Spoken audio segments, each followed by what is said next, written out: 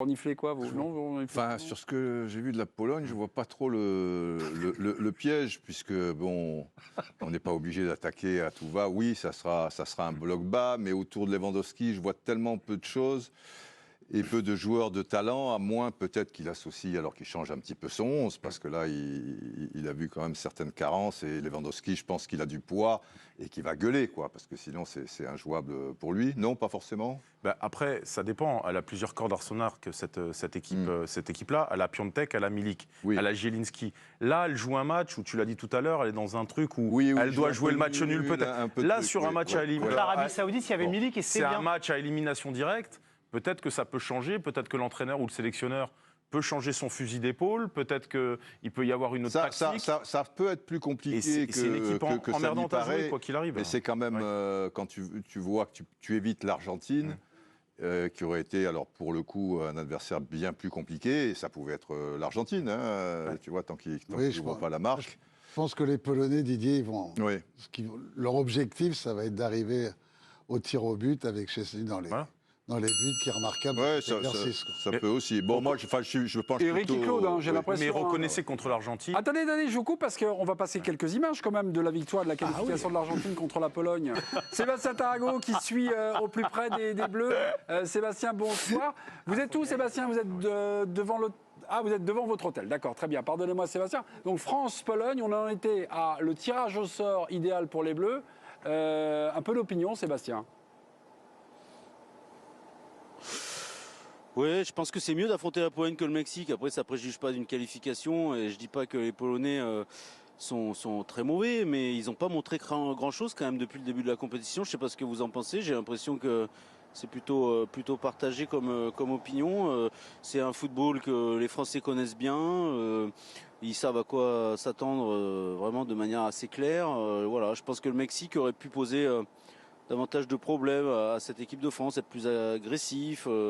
Voilà, je pense qu'à choisir, j'aurais choisi la Pologne. En conférence de presse, souvent, il y a des questions qui ont été posées aux joueurs de l'équipe de France. Avec les retrouvailles en huitième de finale contre Messi, en général, les Bleus évitaient d'en parler de ce sujet-là. On ne pense pas que demain, en conférence de presse, les Bleus vont dire que c'est un excellent tirage, mais vous qui êtes auprès des Bleus, est-ce qu'ils regardent beaucoup les matchs et est-ce qu'ils ont un adversaire qu'ils voulaient absolument éviter lorsque vous avez eu la chance de les croiser parfois?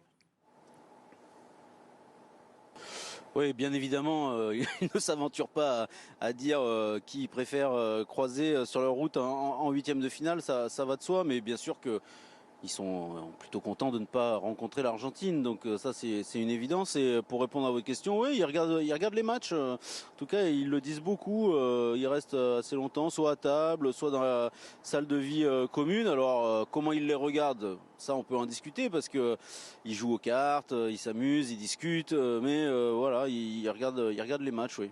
Ok. Ludovic Obraniak, je vous le disais, 34 sélections, 6 buts avec l'équipe de la Pologne.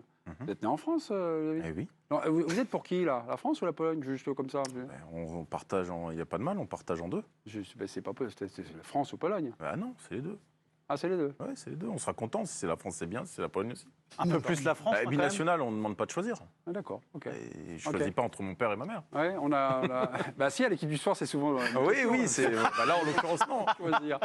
On vous voit en sélection, là, dans vos 34 sélections et 6 buts. Regardez la note artistique, là. Il n'y a pas un 10, là? Il y a un 10, voilà. Bon, enlevez-lui, là, il va prendre la grosse tête.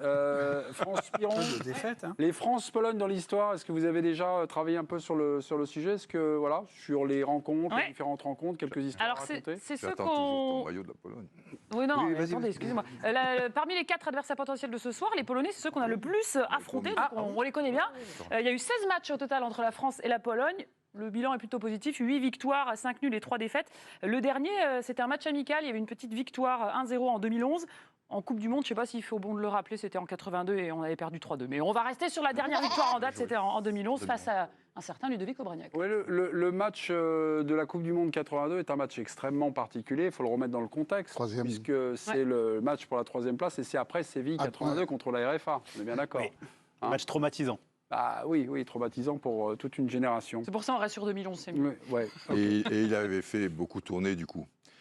Contrairement à la Pologne qui voulait cette 3e place. Du coup, en 86, les Français étaient plus motivés pour avoir la 3e place. Il avait fait tourner, mais est-ce qu'il avait mis les joueurs à leur place? Ou il avait fait comme là face à la Tunisie? Ça, on va en parler. On en parlera dans quelques minutes.